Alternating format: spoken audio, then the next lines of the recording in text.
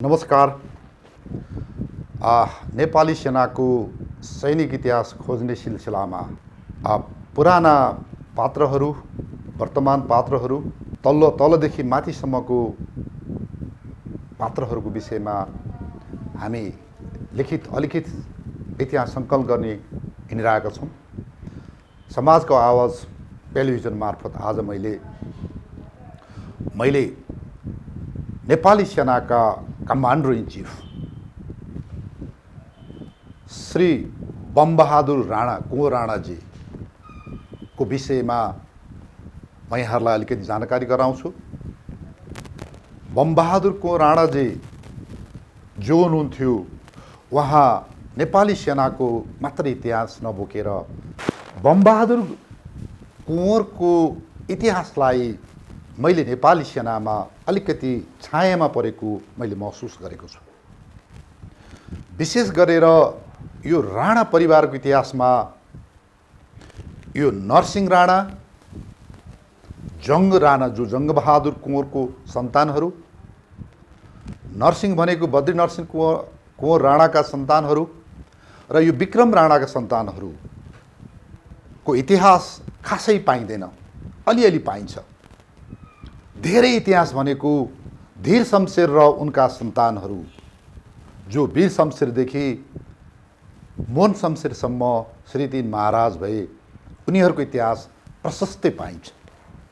तर खोज्दै जाँदाखेरि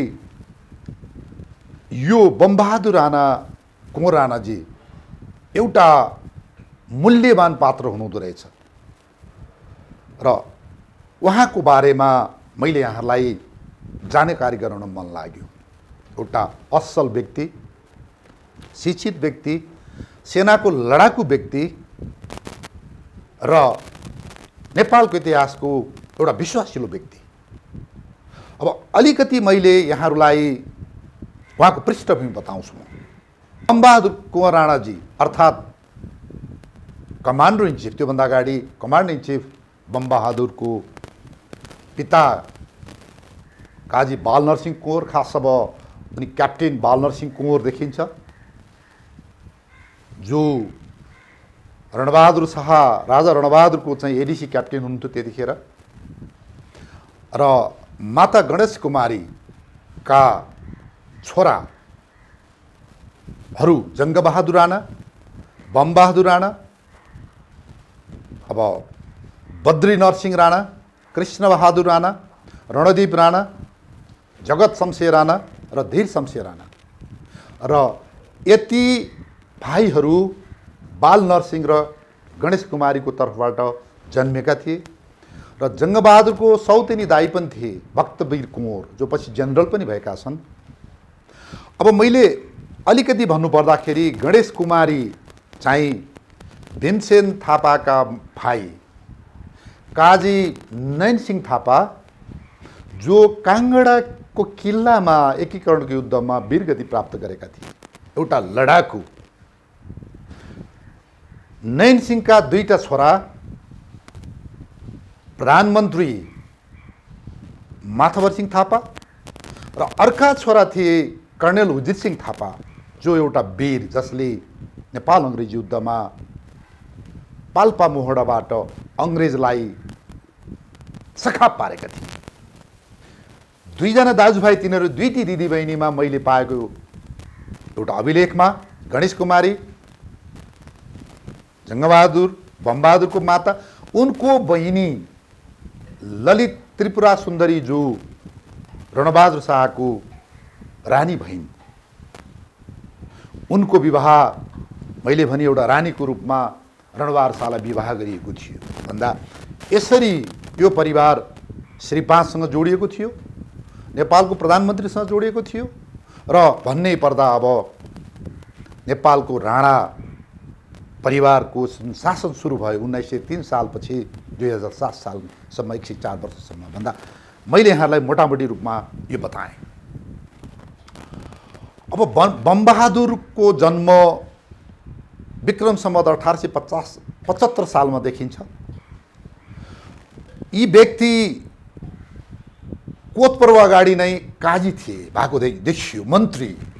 त्यसमा पनि यो सुन चाँदी जवाहरातहरूको खजाना सम्बन्धी एउटा बहुमूल्य सामानहरूको रेखदेख गर्ने, धन सम्पत्तिको रेखदेख गर्ने एउटा मन्त्री काजी रहेछन्। त्योभन्दा अगाडि नै उनी जनरल माथवर सिंह थापा, प्रधानमन्त्री माथवर सिंह थापाको समयमा यिनी चाहिँ कलकत्ताको राजदूत, उतिखेर चाहिँ भन्थे वकिल भनिन्थ्यो। हामीले तिब्बतमा पठाउनु पनि वकिल भन्थ्यौँ, हामी कलकत्तामा यो इस्ट इन्डिया कम्पनीमा पठाउनु पनि हामी वकिल भन्थ्यौँ। वास्तवमा ती राजदूत थिए। त्यो रूपमा यिनी गइसकेर काम गरिसकेका र पछि कोतपूर्व अगाडि काजी भइसकेका। वास्तवमा भन्ने हो भने यिनका 5-6 जना दाजुभाइ जङ्गबहादुर, बद्री नरसिंह, कृष्ण बहादुर, रणदीप सिंह, जगत शमशेर, धीर शमशेर मध्येमा पनि पहिला वकिल भएका, पहिला काजी भइसकेका। वास्तवमा जङ्गबहादुर त पछि कोतपूर्व पछि जनरल भनौँ, कोतपूर्व अगाडि जर्नल भए, त्यसपछि उनी प्रधानमन्त्री भए भन्दा एउटा मन्त्रीको रूपमा पहिला पनि यिनी भइसकेका रहेछन्, एउटा विद्वान लेखपढ गर्ने। र यिनले त्यो माथवर सिंहकै पालामा लेखेको अङ्ग्रेजीबाट यो उनको 3टा भाषामा, मलाई लाग्छ 3 भाषामा यिनी एकदम पोख्त थिए। यिनी अङ्ग्रेजी, फारसी र उर्दू जस्तो लाग्छ मलाई।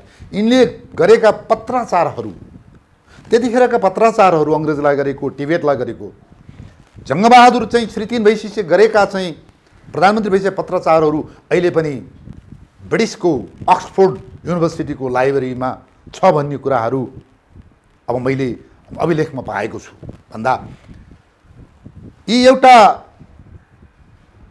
शान्त स्वभावका, जङ्गबहादुरको ठ्याक्कै उल्टो यिनको स्वभाव।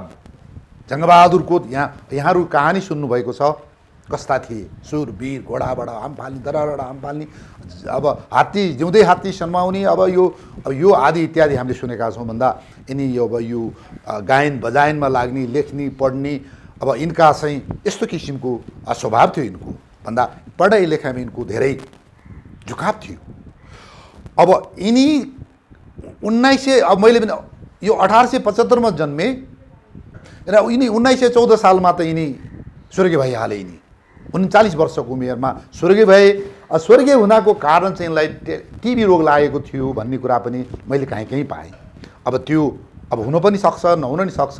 किन यिनी यस्तो युवा अवस्थामा यिनी स्वर्गीय भए? यिनको अर्को पारिवारिक पृष्ठभूमिमा जाँदाखेरि यिनको विवाह सानै उमेरमा पनि भएको छ र पहिलो विवाह यिनको पाल्पाको यो खाती परिवार, खाती छेत्री परिवारको छोरीसँग भएको छ। तिनको नाम मैले यहाँ चाहिँ भुलेँ। र उनी तर्फबाट यिनले चाहिँ यो विवाह नगरी पहिला चाहिँ को श्रीमती हो, छोरा तेग बहादुर राणा जन्मे, कुँवर राणा तेग बहादुर, जो पछि जनरल पनि भए। तेग बहादुर पहिलो श्रीमती, अनम्यारिड, मतलब अब विधिवत रूपमा विवाह गरेका थिएनन्। र पछि तेग बहादुर जन्माइसकेपछि यिनलाई छोडेर यो खाती छेत्रीपट्टिको श्रीमती अन्त अब पहिला गएको पनि मैले पाएँ। त्यसपछि अहिले पनि यो तेग बहादुर कुँवर राणाका सन्तानहरू काठमाडौँ पोखरामा प्रशस्तै छन्। अब विवाहिता पहिलो विवाह गरेको भुवनेश्वरी पट्टिकाबाट एक छोरी मात्र जन्म भयो। पहिलोबाट भुवनेश्वरी नाम गरेको छोरी मात्र जन्म भयो पहिलो विवाहित श्रीमतीबाट। र यो भुवनेश्वरीको विवाह चाहिँ गुमान सिंह कार्की भन्ने एकजना यो टिबेट लडाइँमा, पहिलादेखिको लडाइँमा एकदम लडाकु व्यक्ति रहेछन् गुमान सिंह कार्की। अब यिनी के थिए? कप्तान, कर्नेल, मेजर, काजी के थिए? अब यिनको मैले पद पाउन सकेको छैन। डेफिनेटली सेनामा लड्ने भनिसकेपछि त्यतिखेरका बमबहादुरको अब यो छोरी विवाह गर्ने भनेपछि चान्चुने कुरा थिएन। यिनी कम्ती पनि काजी थिए अथवा मेजर थिए, क्याप्टन थिए पक्का। अब यिनको छोरी मैले भने के अरे गुमान सिंहले बिहा गरेथे। अब अर्को दोस्रो विवाह भयो फेरि यिनको बस्नेतको छोरीसँग, जो बदन कुमारी। बदन कुमारीपट्टिबाट जनरल एच विक्रम राणाको जन्म भयो। यिनका सन्तानको विषयमा अहिले म आउँछु। अब भन्नै पर्दाखेरि पुण्य विक्रम राणा यी धेरै यो बडाहाकिम भएको मैले पाएको छु। तक्षे विक्रम राणा जो कमान्डिङ कर्नेल थिए, गोहो विक्रम राणा, दुर्गा विक्रम राणा, उनको चाहिँ छोरी अहिले मलाई लाग्छ कार्कीसँग विवाह गर्नुभएको छ, कल्पना कार्की राणा, जो अहिले अमेरिकातिर बस्नुहुन्छ। त्यसै गरेर तुला विक्रम राणा, प्रद्युम्न विक्रम राणा, त्यसपछि गएर प्रद्युम्न त यो पिएचडी गर्नुभएको एउटा इकोनोमिकको विद्वान पनि हुँदो रहेछ। उहाँहरू हुनुहुन्छ, अब थुप्रै हुनु होला उहाँको सन्तानहरू। अब मैले अब 100 हुनुहुन्छ अहिले, त मैले सबैको नाम लिन मैले अब सकिनँ यहाँनिर। त्यसपछि उहाँको तेस्रो विवाह भयो। यो थलारी भनेको चाहिँ यो थलारा हुनुपर्छ, यो अहिलेको दार्चुलाको ठकुरीपट्टिको, मलाई देखि मल्लहरू भन्ने पनि छ कतै, ठकुरीपट्टिबाट जनरल बमवीर विक्रम राणाको जन्म भयो। अब यो जनरल बमवीर विक्रम राणापट्टिका तर्फबाट थुप्रै परिवारहरू हुनुहुन्छ। पहिला आरएनएसीको जीएम के हुनुभयो, यो डीबी राणा, उहाँको पुरा नाम दिवाकर विक्रम राणा। त्यसपछि गएर जनरल तेग विक्रम राणा, कर्णेल गिरिधर विक्रम राणा, मेजर झसेन्द्र विक्रम राणा, त्यसपछि गएर भवानी विक्रम राणा, अहिले बालमा हुनुहुन्छ मेजर जनरल विनय विक्रम राणा आदिहरू यो बमवीर विक्रम राणा, मेजर जनरल बमवीर विक्रम राणाको सन्तान हुनुहुन्छ। अब मैले अघि भनिसकेँ, बमबहादुर राणा एकदम यो शान्त स्वभावको, सितार वादन गर्ने, उर्दू फारसी अङ्ग्रेजीमा पोख्त व्यक्ति हुनुहुन्थ्यो नि। उनको सेनाकोमा चाहिँ सुबेदारको पदबाट नेपाली सेनामा उहाँको जागिरको सुरुवात भएको छ। र मैले अघि अलिकति पृष्ठमा भन्दाखेरि प्रधानमन्त्री माथवर सिंह थापाले उहाँलाई इस्ट इन्डिया कम्पनीको एउटा दूतको रूपमा, राजदूतको रूपमा कलकत्ता पठायो, वकिलको रूपमा। इस्ट इन्डिया कम्पनीसँग एकदमै राम्रो सम्बन्ध भयो। बमबहादुर राणाको कुँवरको सम्बन्धले गर्दा पछि जङ्गबहादुरलाई अङ्ग्रेजले विश्वास गर्नेमा उहाँको ठुलो हात छ। बमबहादुरको कारणले गर्दै नै जङ्गबहादुरप्रति अङ्ग्रेजको एउटा विश्वास जमेको छ यसमा। र अब जब कोत पर्व हुन्छ, यसको पृष्ठभूमि लामो छ, अब अहिले मैले बताएर साध्य हुँदैन। र कोत पर्वमा सुरुमै जङ्गबहादुरको खलक, जङ्गबहादुरको भाइ खलक र त्यतिखेरको प्रधानमन्त्री चौतारिया फतेजङ शाहको खलकको त्यहाँ पहिलो एउटा कन्फ्रन्टेसन सुरु हुन्छ, भनाभन सुरु हुन्छ। भनाभन सुरु हुँदाखेरि बमबहादुरसँग चौतारिया फतेजङका छोरा खड्ग विक्रम शाहको त्यहाँ अब उसलाई खस भन्ने, उसले त ए ठकुरी त बर्ता नबोल, अब त्यहाँ अब यही कोत पर्वमा अब यो गगन सिंहलाई कसले मार्यो भन्ने विषयमा आदि इत्यादिमा वाद विवाद हुँदाखेरि बमबहादुरलाई मुख छाड्छन्, झम्टिन्छन् खड्ग विक्रमले। त्यसपछि बमबहादुरले आफ्नो तरवार निकालेर झम्टिन खोज्दा उनको दाउरातिर कता अल्झाउँछ। त्यसपछि खड्ग शमशेरले बमबहादुरलाई मार्न खोज्दा बमबहादुरका भाइ धीर शमशेरले खड्ग विक्रमलाई त्यहीँ 2 टुक्रा पारिदिन्छन्। अब यो पर्वमा, कोत पर्वमा अब कारणहरू के भयो, किन भयो, परिणामहरू धेरै छन्। कोत पर्व त्यतिखेर वास्तवमा भन्दा श्री 5 राजा राजेन्द्रको एउटा राज्य चलाउने व्यवहार, अनि रानी राज्य लक्ष्मीलाई चाहिने भन्दा बढी फुर्क्याएर अधिकार दिनु एउटा गल्ती। त्यसपछि छोरा सुरेन्द्रलाई युवराजलाई तलाउन नसक्ने, यिनी यस्ता साह्रै कमजोर राजा यिनी रानी र यो सुरेन्द्र बीचको ट्रायङ्गुलर, यो ट्राइपार्टी एउटा कन्सपारेसी भनौँ तपाईँको यो विवादले गर्दा यो कोत पर्वको चाहिँ पृष्ठभूमि तयार भएको छ।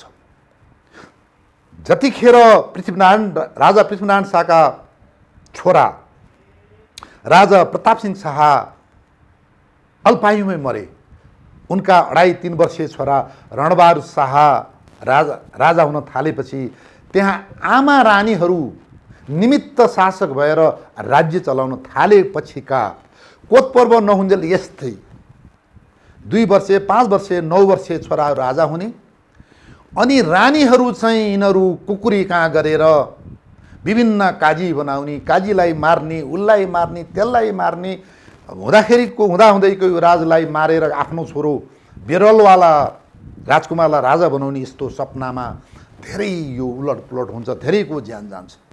यो पृष्ठभूमिमा त्यतिखेरको समयले जङ्गबहादुरलाई जन्माएर एउटा राजनीतिक स्थिरता दिएको छ। यसमा हामीले जङ्गबहादुरलाई मात्रै गाली गर्ने ठाउँ छैन र हो, जङ्गबहादुर हुनलाई उनका भाइहरू बमबहादुर, बद्रीनरसिंह, कृष्णबहादुर, रणदीप, जगत शमशेर, धीर शमशेर, यो सौतिनी दाई भक्तवीर, त्यसपछि सनक सिंह टन्डन जो कप्तान थिए त्यतिखेर जङ्गबहादुरको जेठान र तनहुको अधिकारीहरू छन् थुप्रै। यो रणमेर अधिकारी, राममेर अधिकारी, यिनीहरूले पछिसम्म पनि जङ्गबहादुरलाई एकदमै साथ दिएका छन् र भन्नराखाल पर्वमा वास्तवमा यी तनहुका मेयर अधिकारीहरूले नै उनलाई धेरै मद्दत गरेका छन् भन्दा यी सबैको एउटा सहयोगबाट कोतपर्व जन्मियो, कोतपर्व भयो। अब कोतपर्व भइसकेपछि काजी बमबहादुर कुँवर अब त्यसपछि उनी जनरल भएका देखिन्छन्। अब बिचमा कर्नेल पनि भएका रे मैले जनरल देखेँ बमबहादुर र यिनी 5-6 भाइ मध्ये सबभन्दा बुद्धिमान, सबभन्दा यो हिसाब राख्ने, देशको यो आमदामीलाई ठिक तरिकाले खर्च गराउने, त्यतिखेर रणबहादुर शाहदेखि लिएर दुनियाँ शाहहरूको यो व्यथिति, यो सम्पत्ति व्यथितिसँग खर्च गर्ने, व्यथितिसँग चाहिँ हिसाब नराख्नेमा यो बमबहादुर शाहले यो कुमारी चोक अड्डा जस्तो लाग्छ मलाई, यहाँ थिति बसालेर 2 पैसा 4 पैसासम्म श्रीतिन महाराजलाई पनि हिनामिना गर्न नदिएर जुन एउटा थिति बसालेका छन्, यिनको योगदान गजब रहेछ नि। यी मैले भने यी भाइ मध्येका एउटा यिनी एउटा हिरै रहेछन्। मैले भन्नुपर्दा मलाई थाहा छैन, तपाईँ विभिन्न राणाजीहरू हुनुहुन्छ। मैले किन भने भन्दाखेरि आम दर्शकहरू म अलिकति यहाँहरूको ध्यान के केन्द्रित गर्छु भन्दा अहिले हामीले देखेका राणाहरू 4-5 थरी देखियो। जङ्गबहादुरको सन्तान अहिले जस्तो जङ्गबहादुर राणा लेख्छन्, जबरा लेख्छन् उनीहरूले, राम जङ्गबहादुर राणा सेनामा पनि छन्, राम राणा लेख्नु, अब जर्नल साहब राम जङ्गबहादुर राणा लेख्नुहुन्छ उहाँहरू, शिशिर जङ्गबहादुर राणा उहाँहरूले विक्रम बहादुर केही लेख्नुहुन्न। त्यसै गएर अब यो बद्री नरसिंहको सन्तानले अहिले पनि नरसिंह राणा लेखिरहेका छन्। त्यसपछि गएर धीर शमशेरका सन्तानहरूले शमशेर राणा लेखेका छन् र यिनीहरूले पछि गएर 1942 साल पर्व लाग्छ मलाई, जब काका रणदीपलाई मारेर हत्या गरेर वीर शमशेरले श्रीतिन भएर श्रीतिनको श्रीपेज लाए, तर ब्रिटिसले मानेन, दिन मानेन, 2-3 महिनासम्म माने छैन। किनभने जङ्गबहादुरले भर्खरै भिक्टोरिया रानीलाई गएर लन्डनमा भेटेका थिए। जङ्गबहादुरकै सन्तानहरू श्रीतिन होस् भन्ने उनीहरूको चाहना थियो। र यहाँनिर अलिकति मैले अब के गरेँ, यो राणाहरू बोलेका छैनन्, यसमा अरू खलक बोलेका छैनन्। मैले पाएकोमा चाहिँ के छ भन्दाखेरि यो लैनचौरमा रहेका ब्रिटिसका प्रतिनिधि, अब रेजिडेन्स, अब जे भन्नुहोस् तपाईँहरूले, उसलाई मिलाएर के भनेको छ भने वीर शमशेर पनि जङ्गबहादुरकै ढुङ्ग्राबाट जन्मेको हो, जङ्गबहादुरकै नै उबाट खलक हो भन्ने देखाउनलाई अब वीर शमशेर अब जङ्गबहादुर राणा जोडिएको छ। हेर्नुहोस् है, अब त्यसपछि ब्रिटिसले के गरिदियो भने यहाँको रेजिडेन्सले कलकत्तामा लेखेर पठाइदियो, ऊ चाहिँ अब जङ्गबहादुरकै सन्तान हो, वीर शमशेर अब जोडियो जङ्गबहादुर राणा। हेर्नुहोस् है, त यहाँनिर मैले पाएको यो हो। मैले कसैलाई खसाल्न बढाएर मैले भनेको होइन, किनभने वीर शमशेरले जङ्गबहादुर राणा लेख्नुको अर्थ के त? नत्र भने नरसिंह राणाले किन लेख्ने जङ्गबहादुर राणा? जङ्गबहादुर सन्तानै होइन। विक्रम राणाले किन लेख्ने? जङ्गबहादुर सन्तानै होइन। भाइको भाइका सन्तान हुन् नि त, कसरी चाहिँ यो वीर शमशेरहरू चाहिँ जङ्गबहादुर राणा भए त भन्दाखेरि यो एउटा त्यो च्याप्टरलाई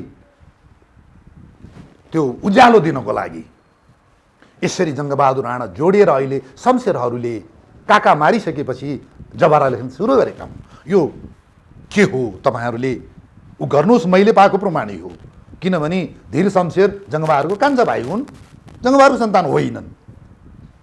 मैले अहिले धीर शमशेरका सन्तानले जबरा जोड्नुको औचित्य मैले देखिनँ यहाँनिर। होइन भनेदेखि यो सबै प्रधान हुनु पर्थ्यो कसलाई? नरसिंह राणाले जबरा हुनु पर्थ्यो, विक्रम राणाले जबरा हुनु पर्थ्यो।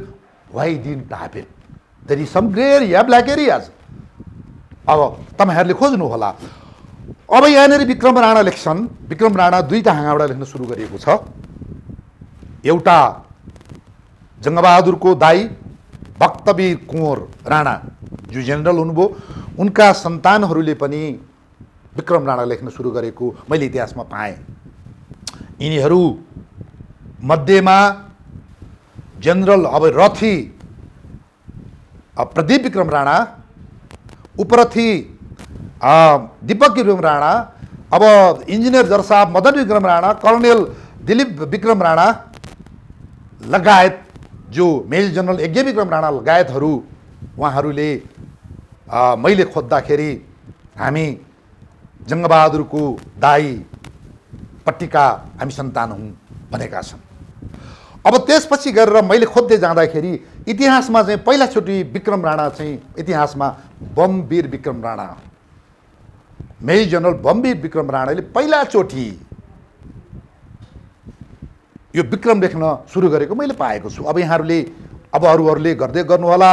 र अब मैले अर्को कुरा के भन्छु भने विक्रम किन लेखियो भन्दा नेपालको इतिहासमा जब राजा राजेन्द्र विक्रमले यो भारतको कुन चाहिँ यो राजा विक्रमादित्य महान थिए अरे भनेपछि रणबहादुर शाह पछि त्यसपछि गिर्वाणको बिचमा यो विक्रम जोडिएको छ। त्यो विक्रमलाई चाहिँ उतातिर लगेर एउटा आदर्श पुरुष अगस्त पर्सनालिटीको लागि विक्रम जोडिएको हो। त्यही विक्रमलाई समातेर राणाहरूले पनि बिचमा विक्रम थपेको हो। जसो गरेर बहादुरको सुरु भयो नेपालमा। पहिला बहादुरहरू लेख्ने कम थियो, लेख्दैन थिए। मानसिंह प्रसाद यस्तै यस्तै हेर्नुहोस् इतिहासमा सिंह मात्रै धेरै छ चलन। जब पृथ्वीनारायण शाहका छोरा राजकुमार बहादुर शाहले बहादुर लेखे अगाडि,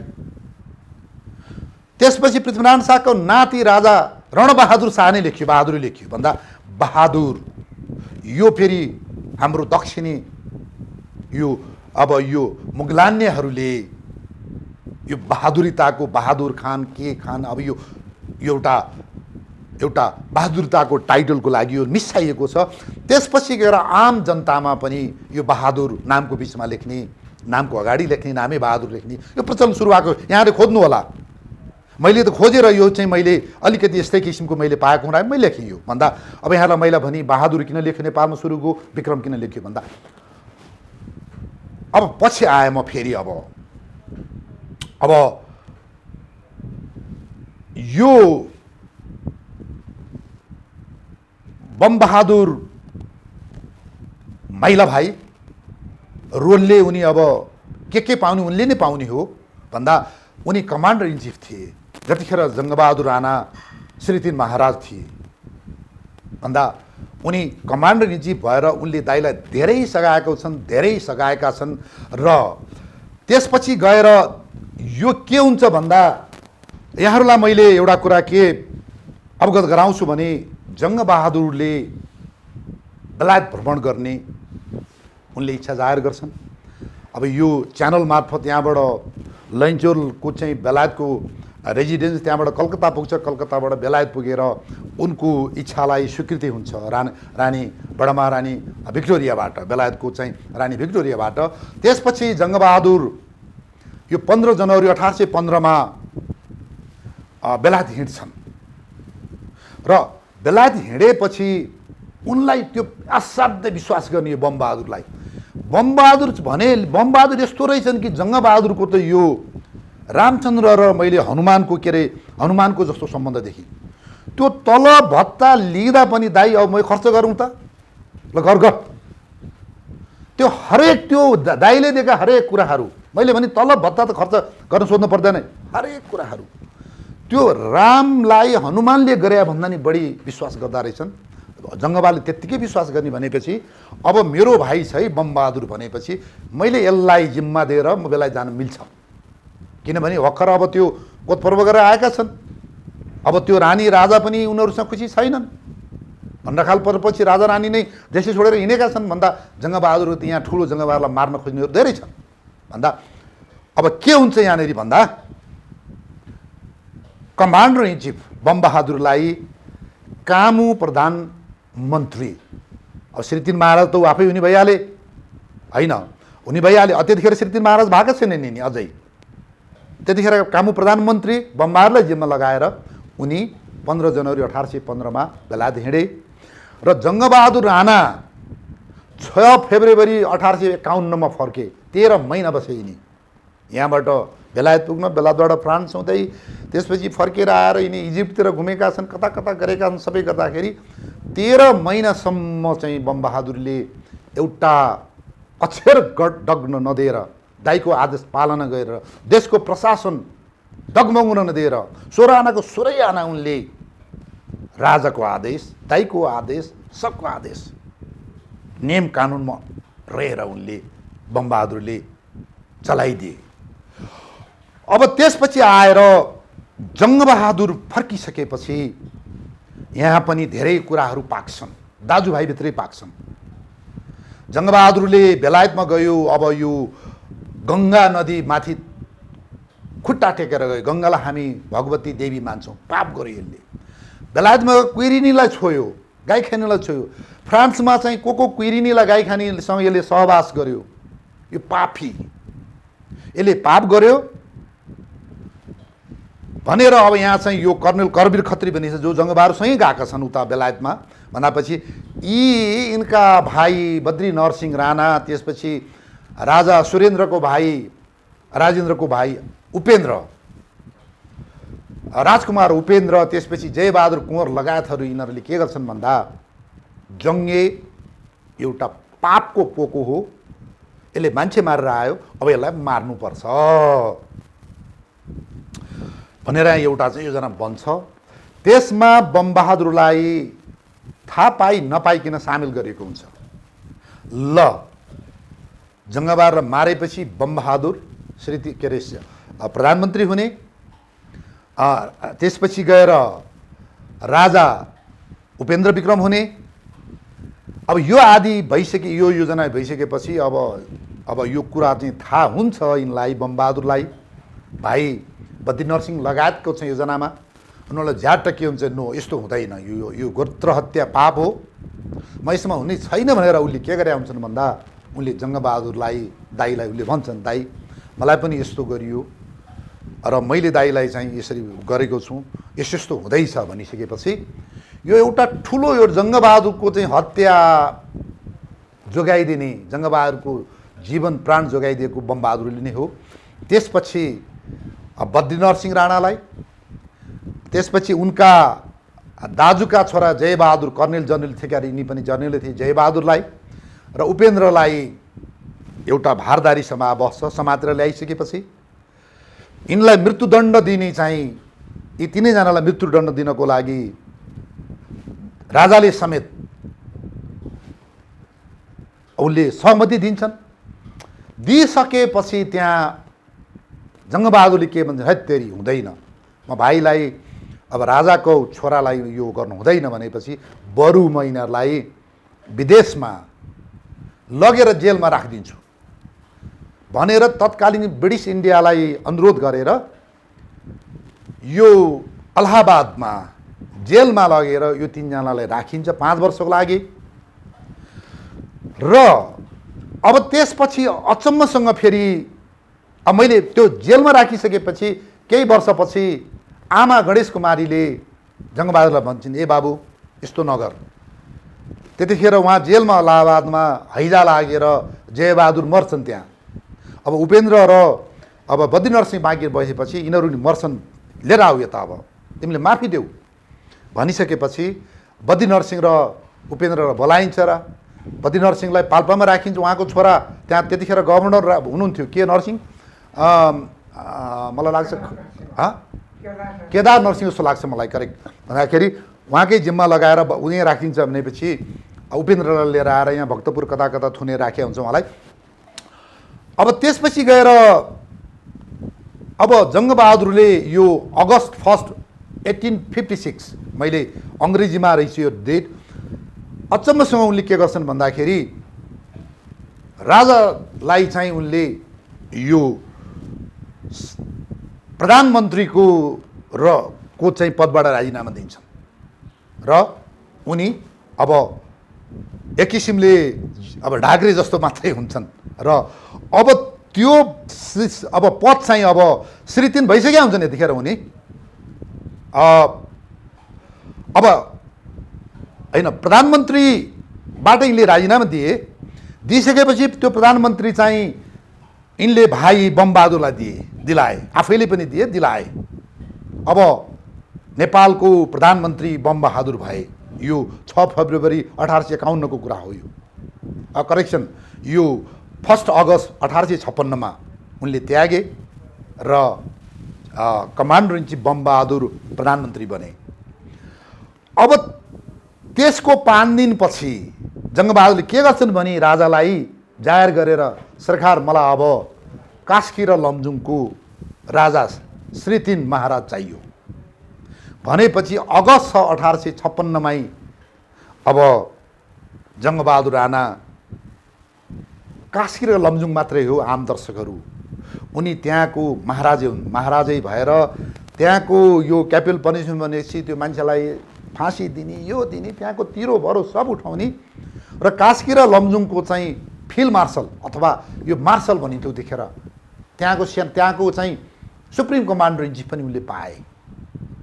2007 सालसम्म राणाहरूले नेपाली सेनाको सुप्रिम कमान्डर इन चिफको पाएको यो कास्की र लमजुङ मात्रै हो। कास्की र लमजुङको मात्र श्री 3 हो। तर अब पछि के हो भन्दा श्री 5हरूले कन्ट्रोल गर्न सकेनन्। उनीहरू नेपाल अधिराज्यको श्री 3 महाराज भए, नेपाली सेनाको मार्शल भएर बसे, commander in chief supreme commander in chief भएर बसे भन्दा अब उनले यसरी श्री 3 भए। तर त्यो पद एक्टिभ रहेन। जसरी प्रधानमन्त्री एक्टिभ थियो, उनलाई सुरै खतको चाहिँ भनौँ न उसले कारवाही गर्न पाउने त्यत्रो शक्ति लिएर बसेको जङ्गबहादुर श्री 3 चाहिँ को पदले उनलाई चाहिँ खासै सन्तुष्टि दिएन। अब यही हुँदै जङ्गबहादुर राणा श्री 3 हुँदै मलाई लाग्छ 9-10 महिना यो बमबहादुर चाहिँ 9-10 महिना प्रधानमन्त्री हुँदै बमबहादुरको स्वर्गारोहण हुन्छ यो र प्रधानमन्त्रीकै पदमा बमबहादुरको स्वर्गारोहण भयो। फेरि त्यसपछि जङ्गबहादुरले त्यो प्रधानमन्त्रीको पद पनि आफैले टेक ओभर गरे, धारणा गरे। अब आएर जङ्गबहादुर राणा श्री 3 महाराज र प्रधानमन्त्री दुईटै भए। त्यो दिनदेखि 2007 सालसम्म एउटै व्यक्ति यो दुईटै पद लिएर राणा शासनको चाहिँ भनौँ न अब यो कन्टिन्युसन भयो। अब यही बिचमा यो बमबहादुर चाहिँ स्वर्गारोहण हुनुभन्दा अगाडि कुरा हो यो। अब 11 सालको कुरा हो यो। हामी अलिकति अगाडि गयौँ। अब अलिकति पछाडि गयौँ फेरि भन्दाखेरि अब नेपाल र तिब्बतको अब विभिन्न कारणले मनमुटाव सुरु हुन गयो। तिब्बतले चाइनाको आड लिएर नेपाललाई थिचोमिचो गर्न थाल्यो। हाम्रो व्यापारीहरू लुट दिने, हाम्रो यताबाट पठाएको दूतहरूलाई राजदूत जस्तो बनाएर इन्भोय पठाएको उनीहरूलाई खेत दिने।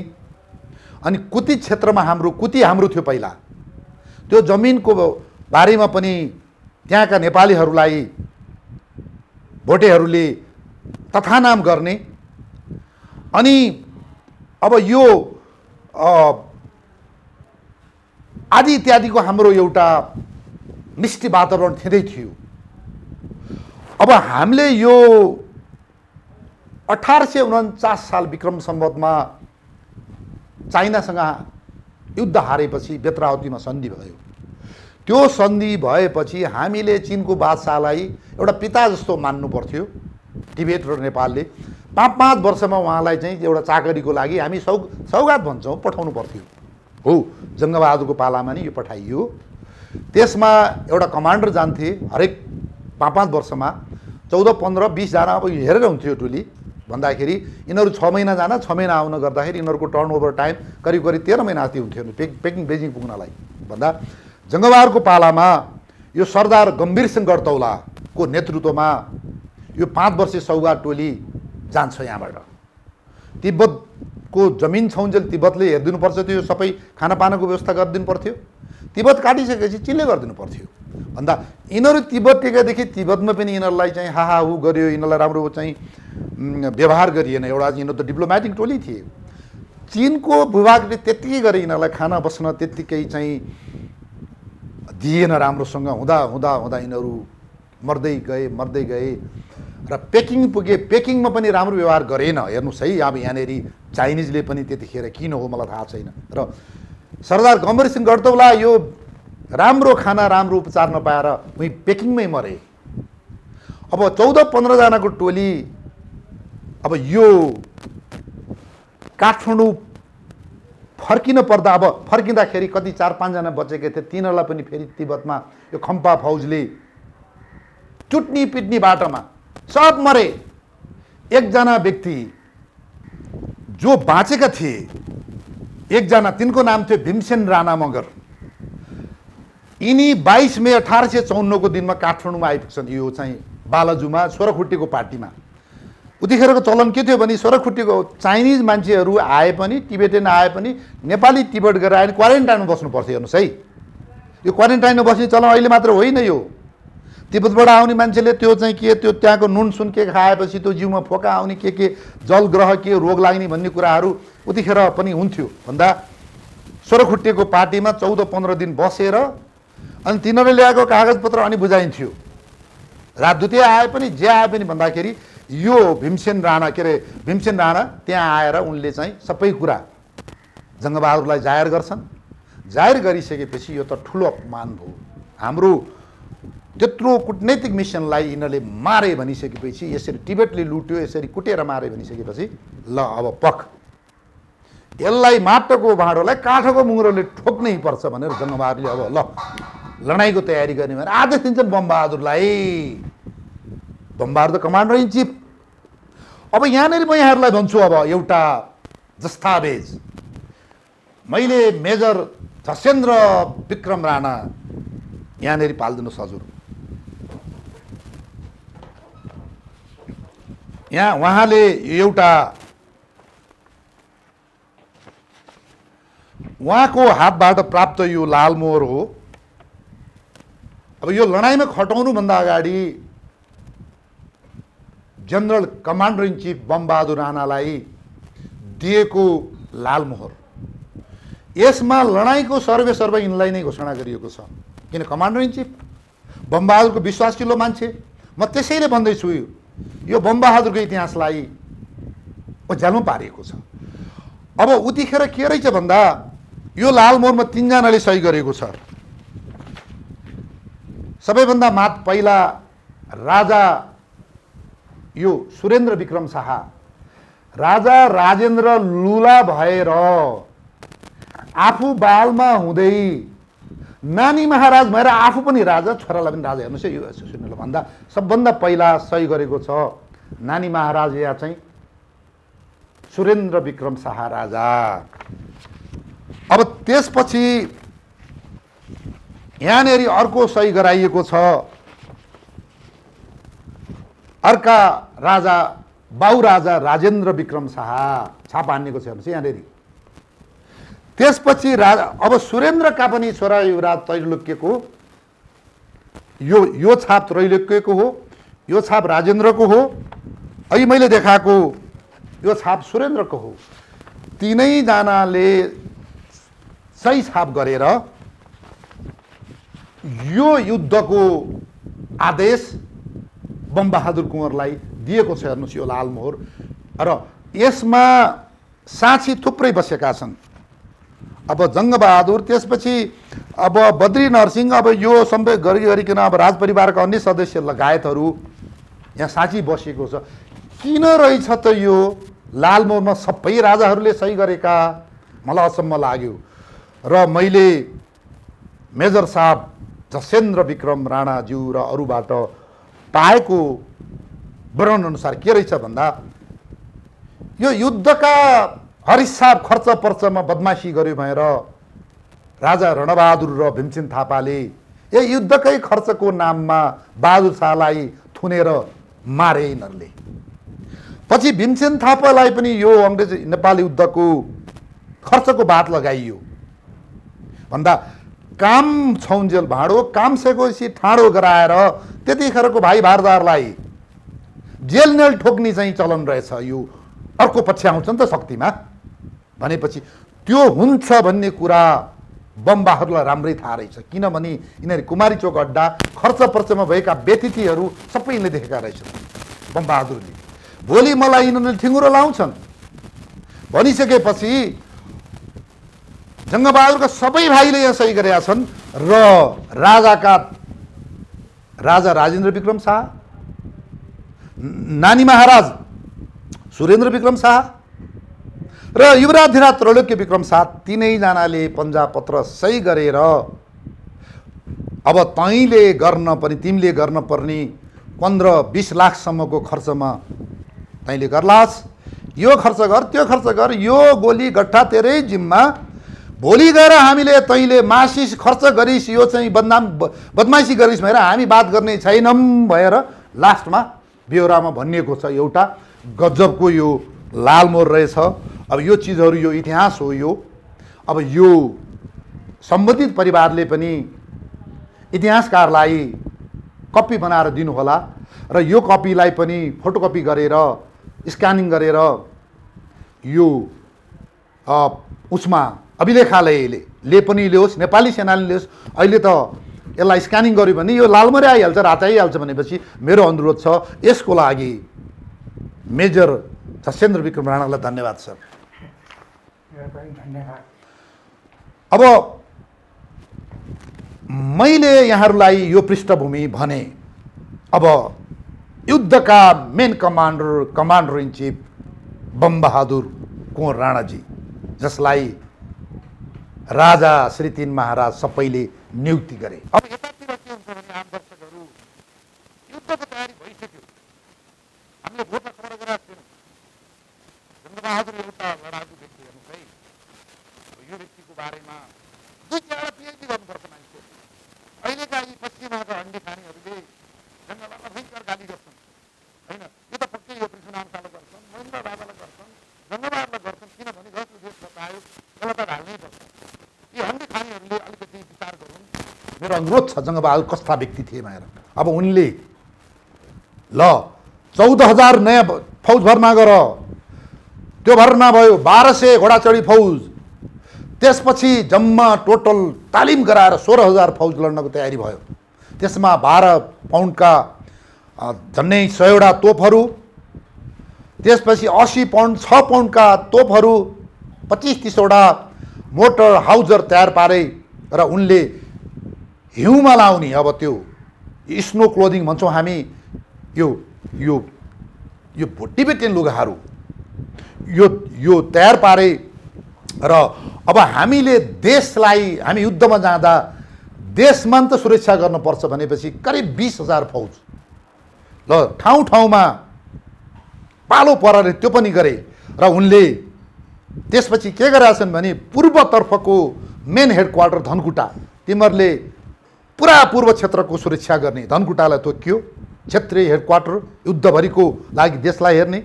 अब काठमाडौँ रहेर पश्चिममा चाहिँ जुम्लालाई तोकिएको छ अर्को हेडक्वार्टर, क्षेत्रीय हेडक्वार्टर पश्चिम तिमीहरूले सुरक्षा गर्ने भनेर। हेर्नुहोस् है कति बुद्धिमान छन् तिनीहरूका मान्छेहरू। अब यति भइसकेपछि हामी तयारी भइसकेपछि अब हामीले भोटेलाई पठायौँ, भोटलाई तीन बुँदा हामीले पठाएका छौँ। त्यसमा हामीले यो कुतीको जमिनका कुरा छन्, अब त्यो हामीले मान्छे तिनीहरूले हामीलाई मारेका कुरा आदि गरेपछि ल यो हामीलाई जवाफ दे, सही जवाफ कम्पेन्सेसन भयो भने तिमीलाई युद्ध गर्छौँ हान्छौँ भनेर पठाइयो यहाँबाट विधिवत वकिलले लिएर गए। अब भोटेहरूलाई छटपट भयो। त्यतिखेर के थियो भन्दाखेरि त्योभन्दा अगाडि चीनले आएर भोटेलाई बचाइदिएको थियो हामीले मलाई गर्दा। त्यसले चीन आउन सक्ने स्थिति थिएन। यो ताइपिङ विद्रोह भन्ने छ, ब्रिटिसहरूले र फ्रेन्चहरू मिलेर उतातिर हमला गर्न सुरु गरिसकेका थिए। चीन आउन सक्ने स्थितिमा थिएन।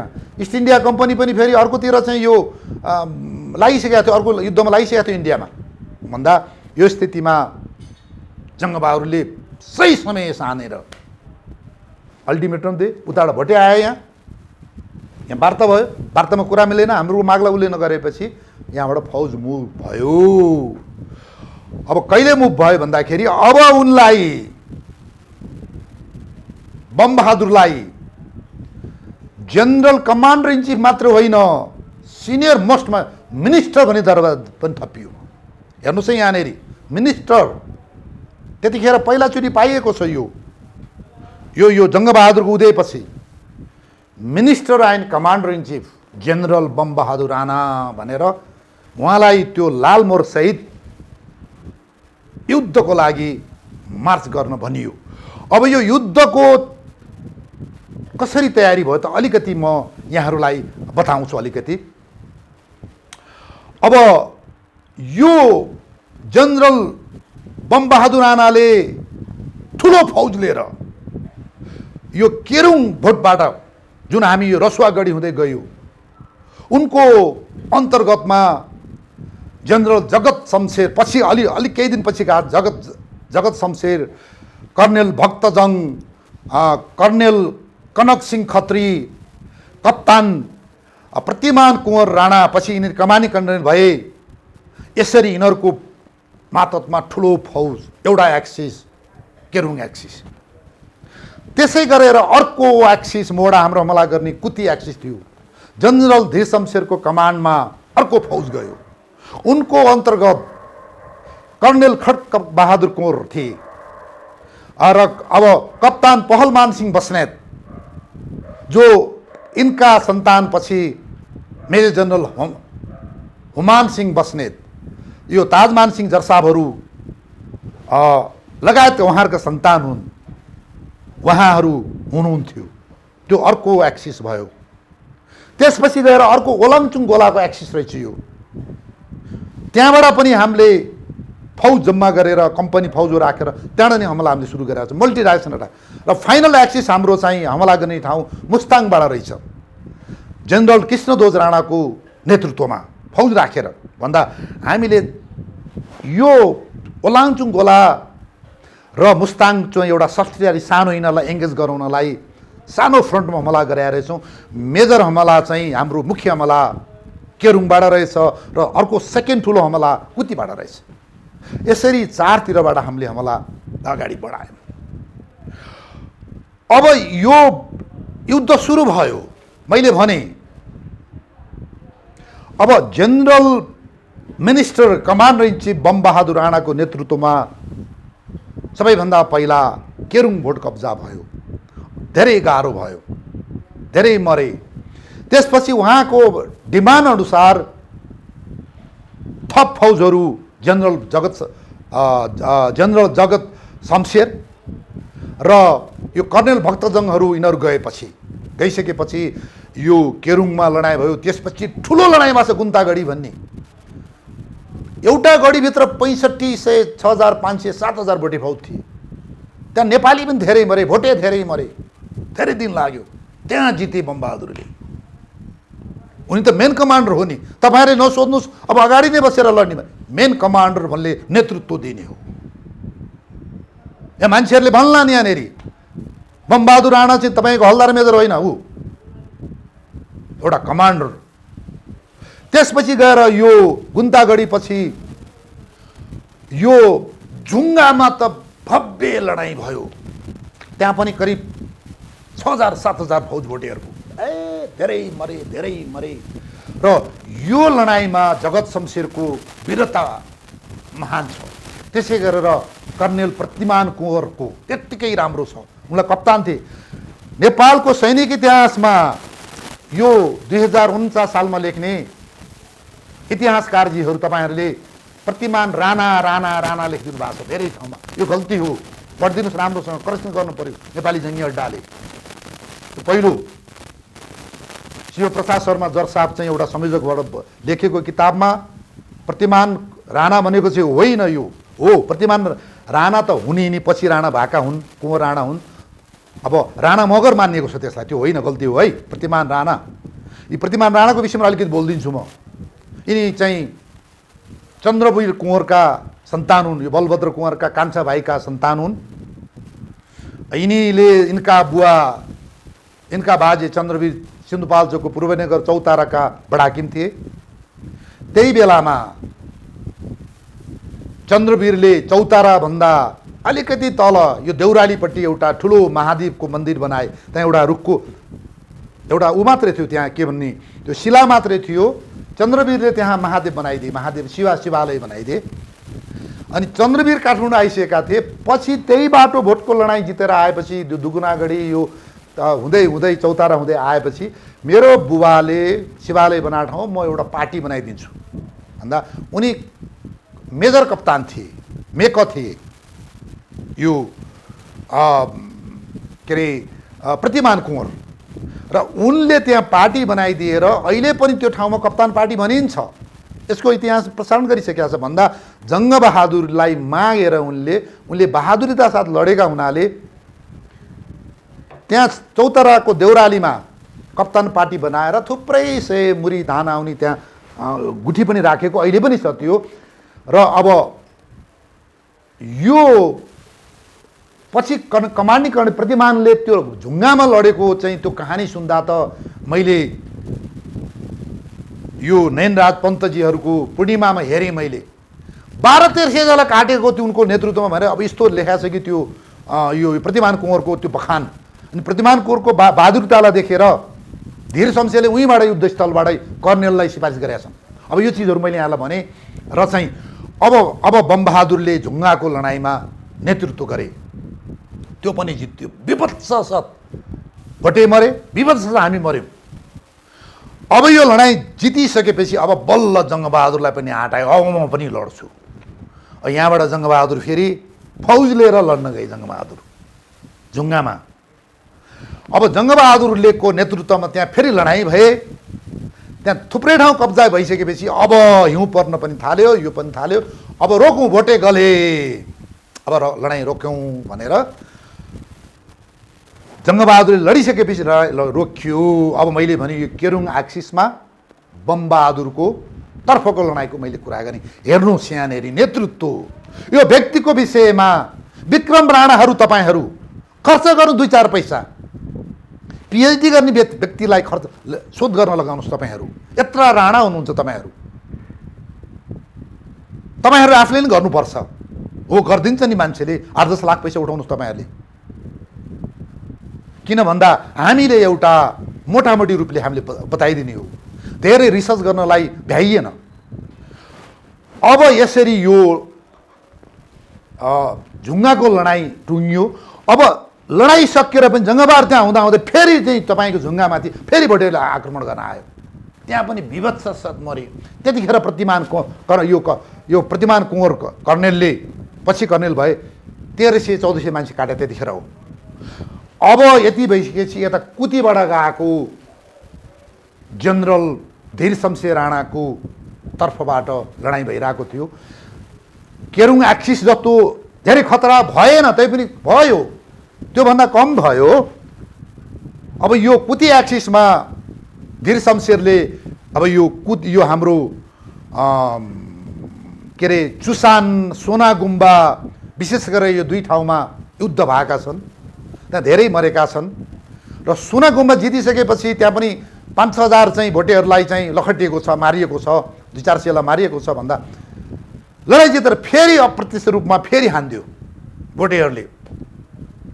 फेरि चाहिँ त्यसपछि धीर शमशेरले फेरि सोनागुम्बा जितेर अब यो लडाइँ अन्त्य भयो र भोटेहरूले माफी मागे। अब हामी लड्न सक्दैनौँ भनिसकेपछि उनीहरूले सन्धिका कुरा गरे। फाइनल्ली अब जङ्गबहादुर अलि अगाडि फर्किसकेका थिए काठमाडौँ, र अब फौजहरू कोही यो के मलाई के अरे यो रसुवागढीबाट फर्के केरुङबाट हुँदै, कोही फौज यो खासा मितरी साङ्गु कोदारी दुकुनागढी यो त्यसपछि गएर के भन्छ यो लिस्टीकोट सिन्धुपाल्चोकको लिस्टीकोट यो जलबिरे इन्द्रावती यो नालदुम हुँदै काठमाडौँ आए र लडाइँ जितेर फर्किसकेपछि जङ्गबहादुरले के आदेश दिए भने अब सेनाले भविष्यमा लड्नको लागि रसुवागढीमा फर्स्ट क्लासको गढी बनाऊ। त्यहाँ गढी बन्यो। त्यसपछि यो कुती एक्सिसपछि लड्नको लागि दुगुनामा अर्को गढी बनाऊ। त्यसपछि दुगुनामा अर्को गढी बन्यो र यी दुईटै जङ्गबहादुरले बनाउन लगाएर दुईटा गढी बने। केरुङ के अरे यो रसुवागढी जो बोर्डरमा छ, लेन्दे र ऊ खोला के अरे यो दुईटा खोला मैले भुलेँ, म अस्ति मात्रै गएको थिएँ, त्यसको किनारमै छ। यो दुगुनागढी चाहिँ अलिकति कोदारीभन्दा माथि डाँडोमा, यो यारमासिङ गाउँको माथि डाँडोमा छ। यो भन्दा यो त्यसपछि बन्यो र अब यो आएर थापाथलीको सन्धि भयो र यो लडाइँ अन्त भयो र यसरी यो युद्धमा अन्तिम भोट युद्धले हाम्रो नाक ठाडो पारेको छ। त्यो युद्धमा जङ्गबहादुर आफै लड्न गएका छन् र मैले भने यहाँ लड्ने धीर शमशेरदेखि जगत शमशेर सबै बहादुर हुनुहुन्छ। मैले आज यहाँहरूलाई चाहिँ के भन्दाखेरि बमबहादुरको मात्रै मैले ब्राकेटिङ गरेर कुरा गर्दै हुनाले बमबहादुर एउटा धीर भनेको एउटा शान्त स्वभावको बुद्धिमान विद्वान लडाकु वीर नेपालको प्रधानमन्त्री कूटनीतिक राजदूत हुनुभयो उनी चाहिँ कलकत्तामा। यी सबै व्यक्तित्वको धनी general commander in chief minister Bambahadur राणाप्रति मेरो सम्मान छ र सलाम छ र म सबै आम दर्शकलाई फेरि पनि नमस्कार गर्छु। समाजको आवाज.com